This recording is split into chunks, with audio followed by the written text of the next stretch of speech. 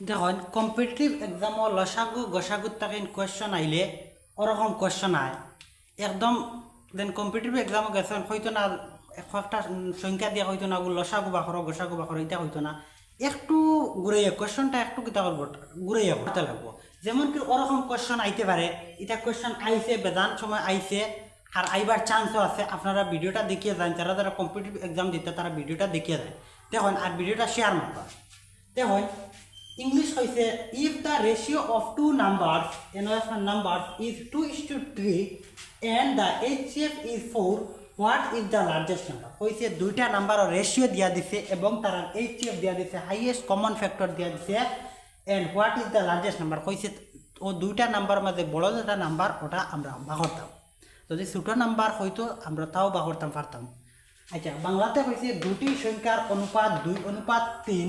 এবং গসাগু 4 হলে বৃহত্তম সংখ্যাটি কত দুইটা সংখ্যার অনুপাত দিয়া দিছে এবং তার গসাগু দিয়া দিছে আমরা কইছি বড় সংখ্যাটা বাহরার লাগে এখন তখন আমরা এই প্রশ্নটা ক্লিয়ার করবো এখন তখন সংখ্যা এটা আমরা জানা নাই আমরা নাম্বার এটা জানা নাই আমরা নাম্বার এটা ধরবো এক্স মনে করেন আমরা ধরবো ফার্স্টটারে ধরিলাই একটারে ধরিলাই 2x আর একটারে ধরিলাই 3x মনে করেন এখন দেখুন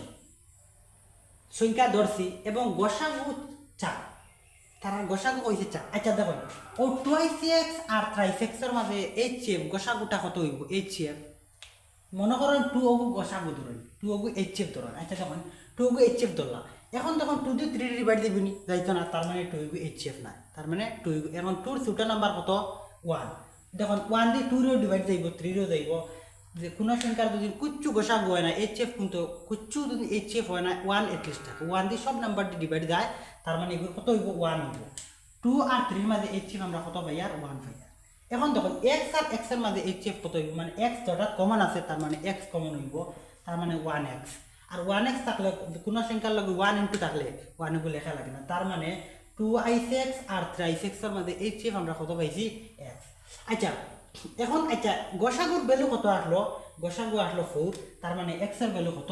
x এর ভ্যালু 4 আচ্ছা এখন আমরা x এর ভ্যালু পাইলেছি আমরা ইজিলি আমরা নাম্বার বার করতাম পারমু এখন ফার্স্ট নাম্বার কিটা আইব 2x মানে 2 লিখমু x এর ভ্যালু আমরা পাইলেছি x এর ভ্যালু 4 তার মানে 4 2 8 ছোট নাম্বারটা কত 8 এখন দেখুন দুই নম্বরটা আমরা বাহরি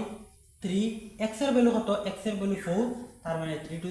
12 আমরা আনসার হয়ে গেছে আমরা আনসার হবে আচ্ছা দেখুন এখন ঠিক আছে না আমরা নাম্বার একটা নাম্বারে লিখি 8 আর একটা নাম্বারে লিখি 4 এখন দেখুন 8 আর 12 এর HCF কত 4 নি 4 ঠিক আছে 8 আর 12 এর HCF 4 হইব হাইয়েস্ট কমন 4 হইব কারণ দেখুন 4 দিয়ে 8 রে ডিভাইড করা যাইব 2 রে ডিভাইড করা যাইব